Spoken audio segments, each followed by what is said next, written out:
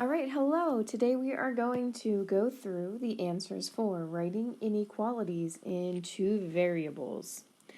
All right, so actually we are going to skip number 1 for now, and we'll come right back to it. But let's start off on number 2. So as you saw in the video, we always start out with this form, y equals mx plus b, or we want to have all of our inequalities in this slope-intercept form. And because we know they're inequalities since there's shading, we aren't sure what inequality symbol to use. So we are going to have this form y, a box, a blank space for the slope x, plus or minus some y-intercept. So let's go through the process for number 2.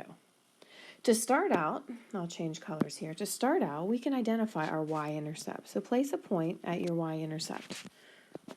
That's 4. So y, again, we don't know what inequality, but we know that y-intercept is 4. Well, let's figure out what our slope is. In our slope, we can find any 2 points that cross the grid.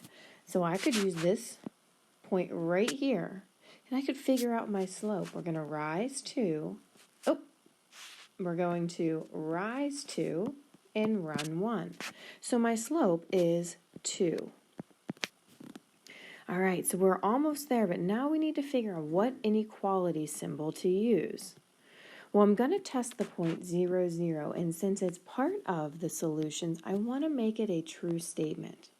So let's plug it in. So 0, 2 times 0 plus 4. Well, if I simplify that, 2 times 0 goes to 0, so 0 and 4. It needs to be a true statement since 0 is part of the solution. 0 is less than 4, and it's just less than because of the dotted line. If it was solid, we would add the equal symbol. So we're going to add that less than symbol, and our final inequality is going to be y is less than 2x plus 4. Let's go down to number 3, then we'll go back up to number 1. So please write your general slope-intercept form with those blank spaces for the inequality and the y-intercept. Let's see if we can fill them out. Our y-intercept is -2.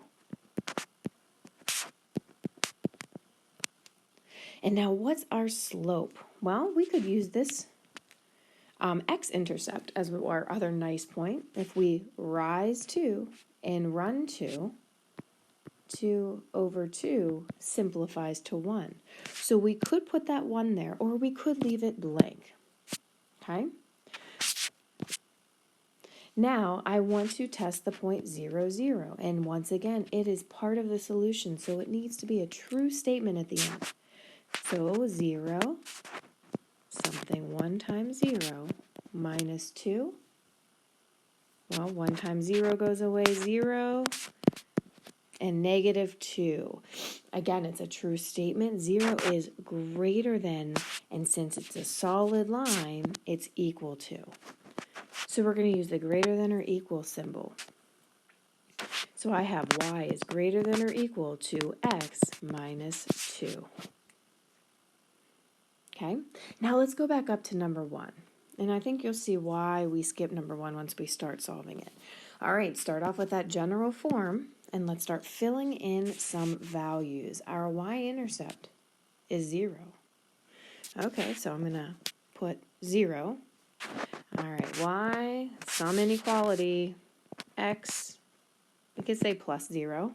What's my slope? All right, well, I can find another point that crossed the grid. Down 1, I go down 1, which is -1 over 2. So my slope is -1/2. Well, look, you cannot test the point 0, 0 since your line goes through it. So now we need to figure out another point we can test. We could test the point if we want to make it a true statement at the end, which is usually what we want to do. We want to find a point that's in the shaded region. Well, let's use -2, 0. We really could use any point here, but I'm just going to choose -2, 0. So for y, I'm going to plug in 0. some inequality, -1/2 times -2 plus 0. Okay? Well, 0, and then I can simplify this. I can multiply straight across. -1 times -2 is 2. 2 times 1 is 2, plus 0. I don't even need to write that anymore. So 0 something 1. Because 2 divided by 2 simplifies. Well, it's a true statement. How is 0 related to 1? Well, it's less than, and since it's a solid line, it's less than or equal to. So that's the inequality we're going to use. When we rewrite it, it'll be y is less than or equal to -1/2 x. You do not need to include this plus 0. It's not incorrect if you do, but you don't need to. All right, so that was number 1. We started off with a tricky one.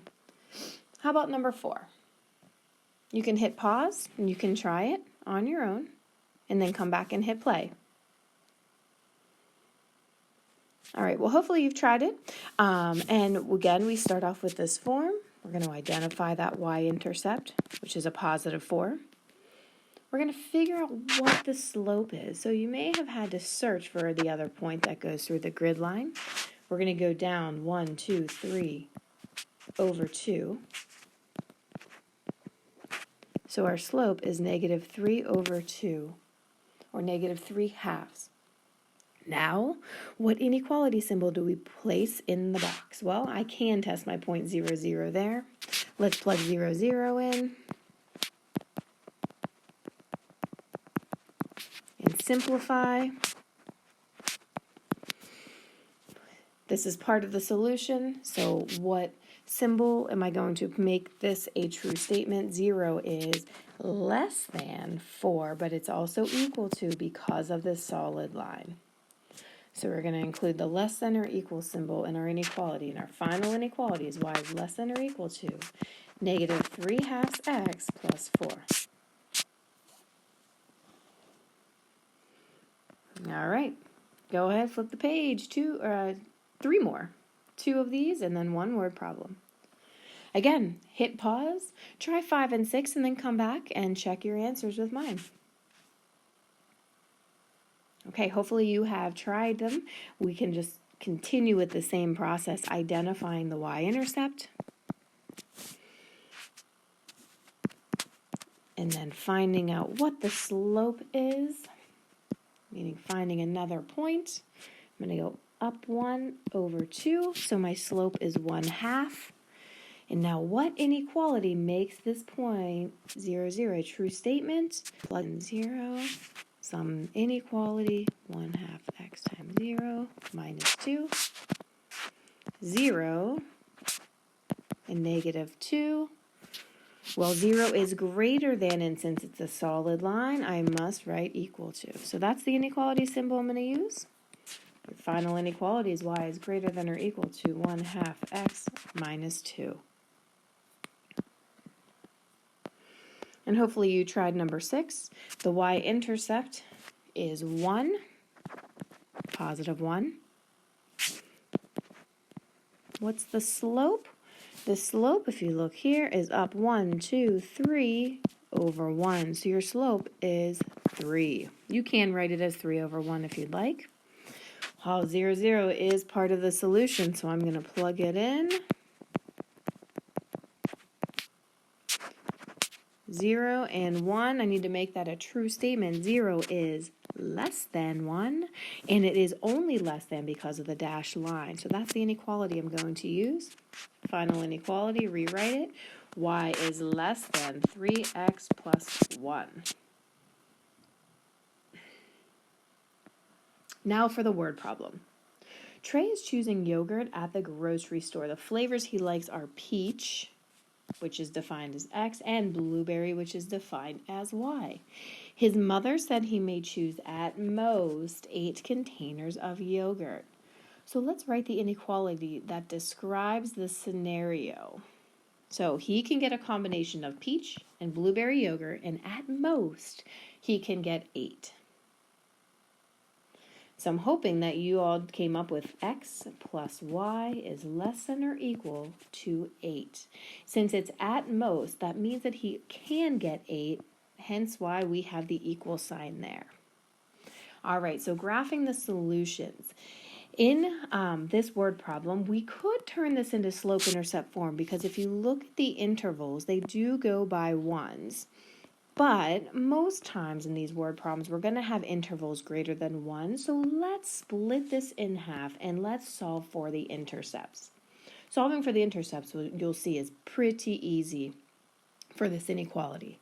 To find the x-intercept, if you guys recall, we always plug in 0 for the y. Okay, and we can make this the equal symbol because we're looking for that exact value. Well, that goes away. So what's x equal? 8. So your x-intercept is actually 8, 0. So we can go place that point there if we want to. Then to find the y-intercept, we plug 0 in for x.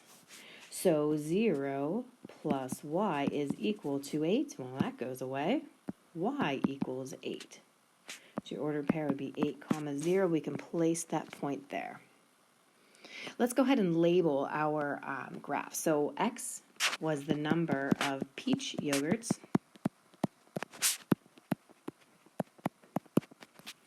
And y is the number of blueberry yogurts.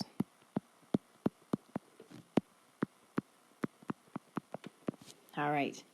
Now that we have the intercepts placed, we can draw the line. Well, it has the equal symbol, so you know it's going to be a solid line.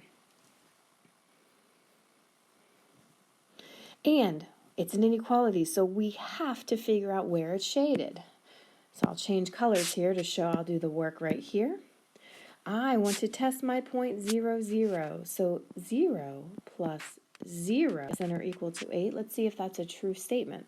Well, is 0 less than or equal to 8? Absolutely. So my shading is below the line and through 0, 0.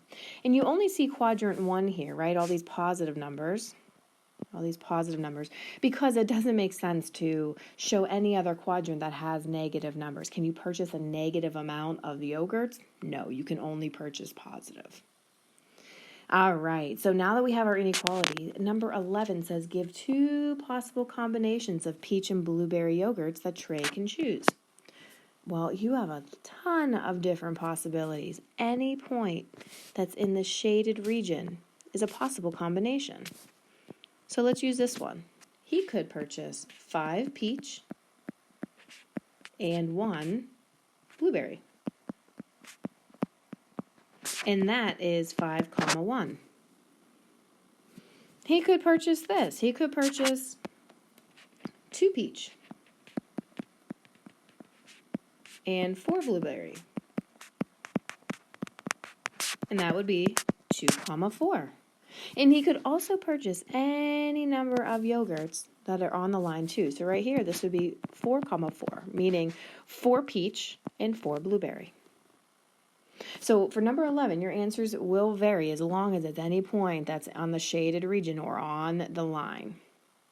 All right, well, thanks for watching. I hope you found this worksheet not as bad as maybe you thought when you first saw it. Go ahead and make any corrections to your work. And thanks for watching.